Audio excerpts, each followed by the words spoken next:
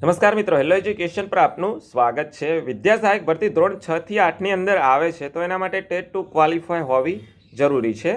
તો જે ધોરણ 6 થી 8ની અંદર વિદ્યા સહાયક ભરતી થાય છે એની મેરિટ ગણતરી કેવી રીતે થાય છે, એનું મેરિટ કેવી રીતે બનાવાય છે, તમારું મેરિટ કેટલું થાય છે એ ગણતરી કેવી રીતે થાય છે આજના વિડીયોમાં જોવાનું છે।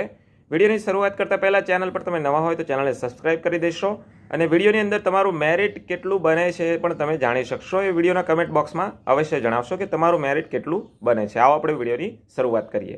તો સૌપ્રથમ મેરિટના કોલમ્સ આ પ્રમાણે આપણે લખી નાખ્યા છે। લાયકાત, ગુણ, ટકા, મેરિટમાં કેટલા ટકા ધ્યાનમાં લેવાય છે એ મેરિટ ગણતરી કેવી રીતે થાય છે અને ચોખ્ખું મેરિટ એનું કેટલું નીકળે છે લાયકાત વાઇઝ એ આપણે અહીં જોવાનું છે।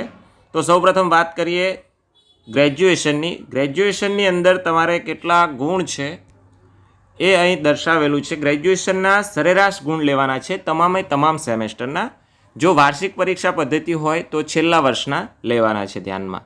તો અહીં તમામ સેમેસ્ટરના મેં ટોટલ ગુણ 2938 લઈ લીધા છે ગુણ્યા 100 ભાગ્યા 4200 આ પ્રમાણે કરશું એટલે એના ટકા આવશે 69.95।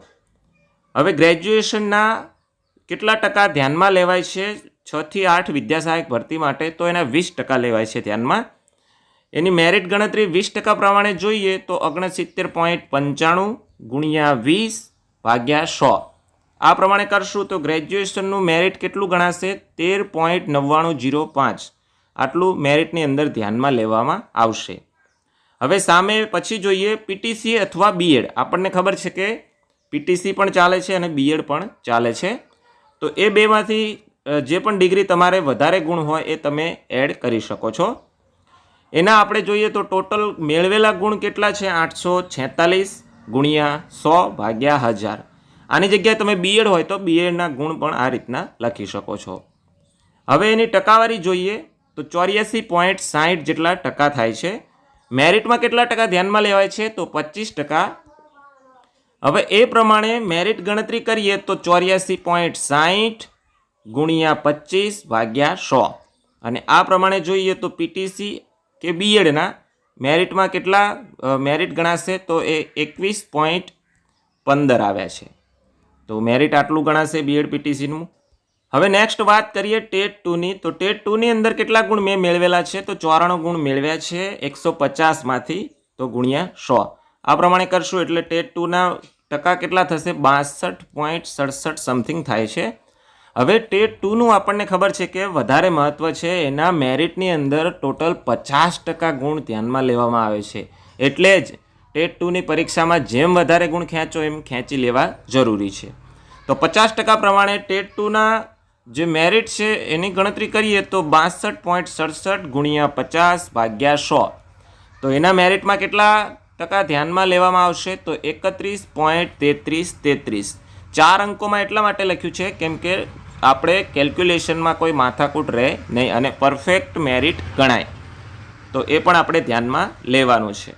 હવે નેક્સ્ટ આવશે પોસ્ટ ગ્રેજ્યુએશન એટલે માસ્ટર ડિગ્રી।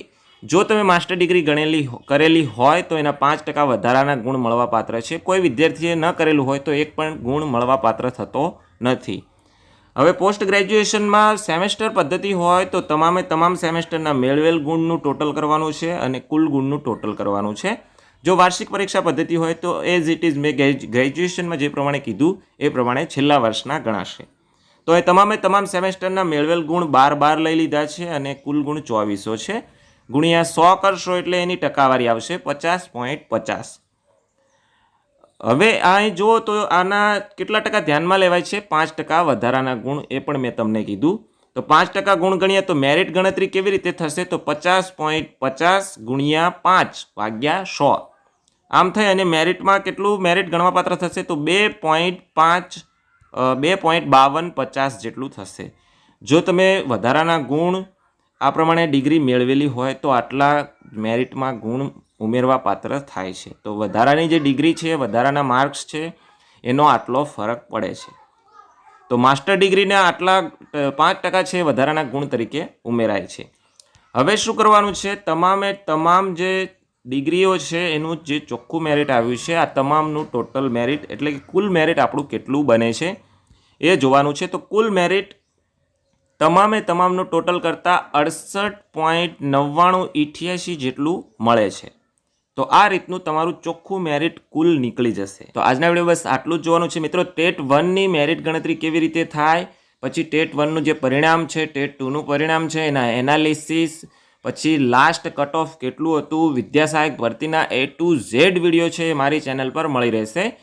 આ તમામ વિડીયોની લિંક છે એ તમને આ વિડીયોના ડિસ્ક્રિપ્શનમાં હું આપી દઈશ, ત્યાંથી તમે જોઈ શકશો.